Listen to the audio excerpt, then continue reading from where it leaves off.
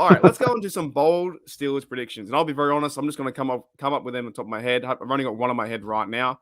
But what's like your first overall bold Steelers prediction you think is going to happen this season?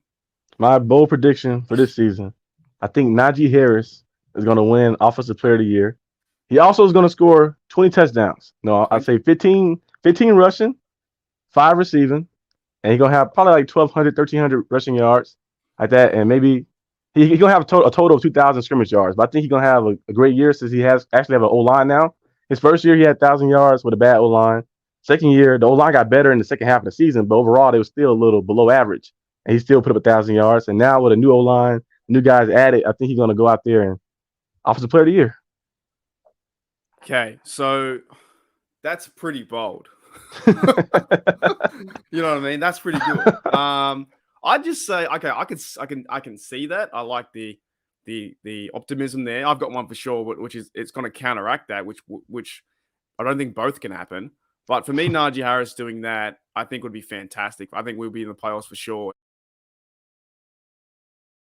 My one I actually had, I still think, and I know it sounds crazy, I think that Jaylen Warren can get 1,000 yards rushing. It could happen. We've seen Aaron Jones and AJ Dillon with the Packers. They both basically be 1,000 yards every time apiece. So that'd be better actually because it means both running backs are splitting the carries and they both fresh. So that'd be good. That'd be a good one too. I think that I calculated it. It was like 1,000 divided by 17 is like 65 yards a game. I feel like he can get that, and I feel like he's going to have a bigger role this season to get around 50 to 60. Now, it's going to be very hard to get 1,000, and he may just fall short. He might just get 800, but I still think it's a bold prediction, so I think 1,000 yards for Warren on the ground has to be on the ground. I think they're going to run him like probably 45%, maybe 40% of the time, maybe 40%. But I think Naji's going to have a lesser carry. Like, he's going to still run, but less carries than last year, and I think it's going to be more of a duo set, and I think it's going into his second year too, and I think that he's been underrated quite a bit. Now, I could be very wrong, but I just feel like in this offense that will have a chance for a full off season to, even if they start having the ball more and time possession, they're winning, that you might see near the end that Warren just does those closes the game out and wins games. But he has to average about 65 yards a game to get over 1,000. Yeah, it's possible. The new O-line looked way better than what it was last year, so it could happen. Well, the thing is, right, I could say he's going to have 600 yards, and you go, oh, yeah, easy. That's going to happen, right? But it's the next 400, or like how much he's going to be a part of the offense is going to be really intriguing to me because I think he's such a great runner, and I like the way what Naji's doing too, right?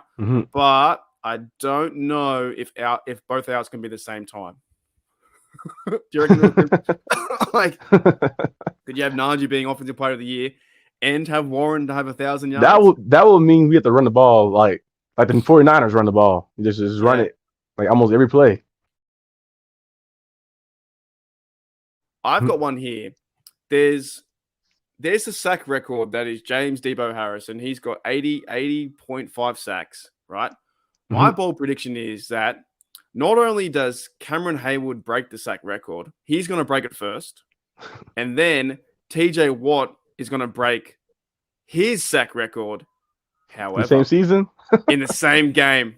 Oh, same. Oh, that would be good. Week one. You know what needs to happen? So Cameron Hayward needs to get 2 sacks, I believe, or 3. And I think TJ Watt needs to get 4. And then it's broken. That could actually happen. Yeah. So I need to have Cameron Hayward go from 78 to 71. And then I need TJ Watt to go from, then get 4 sacks to go to 72. Could you imagine the storylines? That Cameron Hayward breaks Debo's sack record, same game, which would be like, overall 7 sacks. But we did it last year versus Burrow because Burrow's a loser. Yeah, against the Bengals, I think Alex Highsmith had like 4.5. Yeah. So if this works out the same way, that if I'm playing Madden, I'm thinking Cam gets his 3. Cam celebrates like, yes, let's go. I can't wait. I'm the sack leader. And then literally like 2 quarters later, TJ Watt's already got 2, gets another 2, and passes him. And then it's TJ. I hope Cam sell the football that he got the sack on. Sell that ball at halftime. Because it would lose value after the game. Yeah.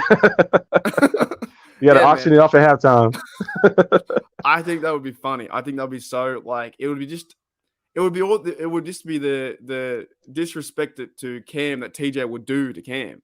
You know, he would hold the record for like literally half a quarter. You know, it would be so funny. I don't know, and I think like the week one would be, or maybe it will be easier in week 2 against the Browns because they're going to sack Watson as well. But yeah, Watson got sacked a lot. It was like 10 sacks, right? Last game. Yeah. He got sacked a lot. Or 7 or something like that. Yeah, but the thing is too, I think say the first game Cam gets 2, he ties Debo's record. And the next minute, TJ gets 2 or 3, and he's 1 away from Debo's. That would be an easier scenario for week 2. I just think it would be funny with the same game that Haywood, that he breaks it, he celebrates. Let's go on the big, on the big Steelers jumbotron, all-time leader sack record Cam, and then 2 quarters later, TJ wins the game. All-time leader sack leader TJ. You stole my moment, TJ. Yeah, I think it'll be hilarious. My bold prediction is not, well, I guess it's bold prediction because of the position he play. But I think Minka Fitzpatrick is going to win Defensive Player of the Year. Hang on. Yeah.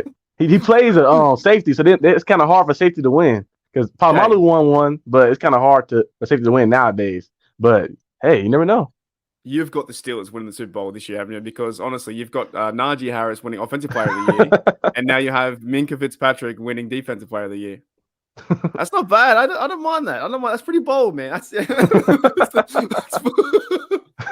bold. Right? Hey, that could happen. Hey, he's very good. He got to be consistent though throughout like a long period of time, at least 14 straight weeks of just straight like eliteness. And I think he can get it. What does he need? Does he need? I say 10 to 12 interceptions. 10, like at least 10 interceptions. That. Run a few back for a TD. Yeah, a few pick sixes. Fumbles. A pass deflections, forced fumbles, and maybe a few sacks, like 2 or 3 sacks. So we'd have to see like a Troy like year, not a Troy like player, but like the stat wise of like him going crazy. Well, he is versing, or the Steelers are versing rookie quarterbacks. They're versing guys they know with Lamar Jackson, Burrow, and those guys. They're pretty good against them, even Watson too. Like we forget about how good they play against the quarterbacks in that division. People always talk about Burrow and this guy, they're the greatest, but it's like they play them really well. Mm-hmm. Who else they're versing? They're versing Jordan Love, who hasn't really played much football. That could be interesting. They're not really versing any high praise, quarterbacks. So I like, and you're going Minka over TJ Watt in that scenario. Oh, bold prediction. Yeah, if you guys got any bold prediction in the chat, let us know. Deontay gets at least 1 TD. What do you think? He had one last year. He dropped it. He had one last year, right in the bucket. He dropped it. It's like it's funny, but it's still a little bit true because he didn't get any last year. So I guess it is a bold prediction saying he's a good player though. I like DJ, but he gotta get in the end zone. Yeah, I like him too. I think he's a good player for us. I feel like he's gonna have a good connection with Kenny this year. But we don't want to see any more silly mistakes where he catches the ball and runs back 5 yards. I've never seen a guy get tackled backwards like that. That was odd. Unless you have Tyreek Hill speed, you can't do that. Yeah, but he got tackled in the oddest way. He just ran up and then like didn't fight for any yards. He just fell backwards into a tackle, and then it was short 3-1. So, Deontay over under 0.5 touchdowns in 2 years. So you want 2 years